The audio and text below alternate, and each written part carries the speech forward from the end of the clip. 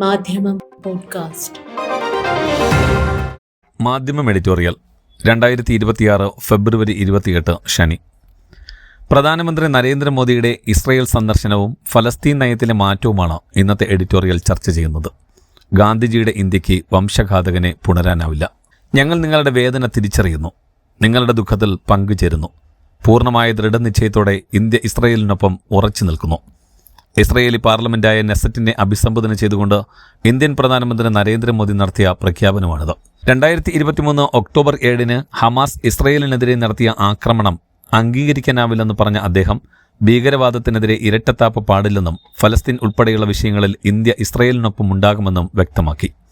എന്നാൽ ഇസ്രയേൽ ഭരണകൂടം 20,000 കുഞ്ഞുങ്ങളടക്കം 73,000-ലധികം മനുഷ്യരെ ഗസയിൽ അറുകൊല ചെയ്തതിനെ ഒരു മുരടനക്കം കൊണ്ടുപോലും അപലപിച്ചതുമില്ല.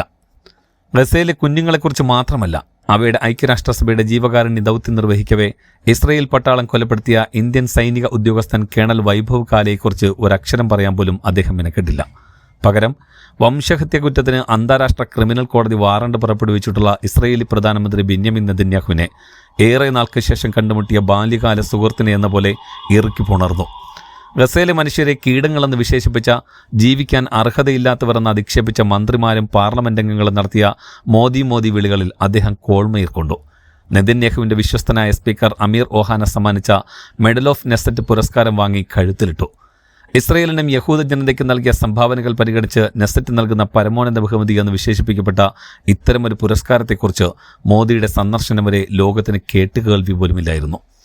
സ്വാതന്ത്ര്യലബ്ധിക്ക് മുമ്പ് തന്നെ നാം ഉയർത്തിപ്പിടിക്കുന്ന ഫലസ്തീൻ വിഷയത്തിലെ ഇന്ത്യൻ നിലപാടുകളെയും ദീർഘവീക്ഷണമുള്ള മുൻ ഭരണാധികാരികൾ കാത്തുസൂക്ഷിച്ച അന്താരാഷ്ട്ര മര്യാദകളെയും തറയിൽ തുടയ്ക്കുന്നതായിരുന്നു മോദിയുടെ സന്ദർശനവും വാക്കുകളും.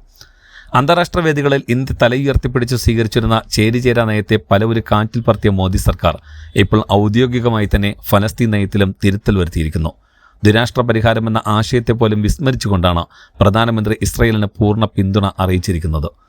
വംശഹത്യാ കുറ്റങ്ങളുടെ പേരിൽ വിദേശ രാജ്യ നേതാക്കളും അഴിമതികളുടെ പേരിൽ ഇസ്രയേലി ജനതയും നെതന്യാഹുവിനോട് അകലം പാലിക്കുമ്പോൾ അദ്ദേഹത്തിന്റെ അതിഥിയായി ഇന്ത്യൻ പ്രധാനമന്ത്രി എത്തിയത് തന്നെ കനത്ത ഔചിത്യമില്ലായ്മയാണ്.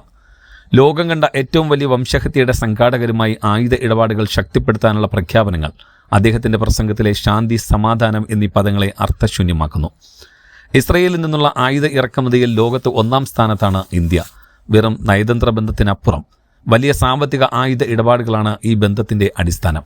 മേക്ക് ഇൻ ഇന്ത്യ പദ്ധതിയുടെ മറവിൽ ഇസ്രയേലി ആയുധ കമ്പനികളുമായി ചേർന്ന് ഇന്ത്യയിൽ ഡ്രോണുകളും മിസൈലുകളും നിർമ്മിക്കുമ്പോൾ അവ പിഞ്ചു കുഞ്ഞുങ്ങളുടെ ചോര നനഞ്ഞ പരീക്ഷണശാലകളിൽ നിന്ന് ഉരുത്തിരിഞ്ഞതാണ് എന്ന സത്യം വിസ്മരിക്കാനാവില്ല. ചരിത്രപരമായി ഇന്ത്യ പുലർത്തിപ്പോന്ന ചേരിചേരാ നയവും ഫലസ്തീൻ ഐക്യദാർഢ്യവും വെറും നയതന്ത്ര കൗശലങ്ങളായിരുന്നില്ല, മറിച്ച് അധിനിവേശ വിരുദ്ധ പോരാട്ടങ്ങളിൽ നിന്ന് ആർജിച്ച ധാർമ്മിക ബോധ്യമായിരുന്നു. ആ ബോധ്യങ്ങളെയാണ് ഇന്ന് ആയുധ ഇടപാടുകളുടെയും ഹിന്ദുത്വ സയനിസ്റ്റ് പ്രത്യയശാസ്ത്ര സമാനതകളുടെയും പേരിൽ ബലികഴിക്കുന്നത്.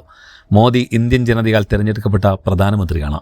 രാജ്യത്തിന് പരമാധികാരവും മൂല്യങ്ങളും കാത്തുസൂക്ഷിക്കാനുള്ള ചുമതല ഏൽപ്പിക്കപ്പെട്ടയാൾ. വംശഹത്യകൾക്ക് സാധൂകരണം നൽകാനുള്ള അധികാരം അദ്ദേഹത്തിനില്ല. സഹജീവികളുടെ വേദനകളിൽ ആഹ്ലാദിക്കുന്ന കുറ്റവാളി കൂട്ടങ്ങളല്ലാതെ ഇന്ത്യയിൽ ആരും തന്നെ ഗസ വംശഹത്യയെ അംഗീകരിക്കുന്നില്ല. നെതന്യാഹുവിനെ കെട്ടിപ്പിടിക്കുന്ന കൈകൾക്ക് ഇന്ത്യയുടെ പാരമ്പര്യത്തെ പ്രതിനിധാനം ചെയ്യാനാവില്ല. കാരണം ഈ രാജ്യം എന്നും അടിച്ചമർത്തപ്പെട്ടവർക്കൊപ്പമായിരുന്നു. മോദിയുടെ നെസറ്റ് പ്രഖ്യാപനമല്ല ഇംഗ്ലണ്ട് ഇംഗ്ലീഷുകാർക്കും ഫ്രാൻസ് ഫ്രഞ്ചുകാർക്കും എന്ന പോലെ ഫലസ്തീൻ അറബികളുടേതാണ് എന്ന രാഷ്ട്രപിതാവ് മഹാത്മാഗാന്ധിയുടെ വാക്കുകളാണ് അന്നും ഇന്നും എന്നും ഇന്ത്യൻ ജനതയുടെ ഫലസ്തീൻ നയം. മാധ്യമം പോഡ്കാസ്റ്റ്.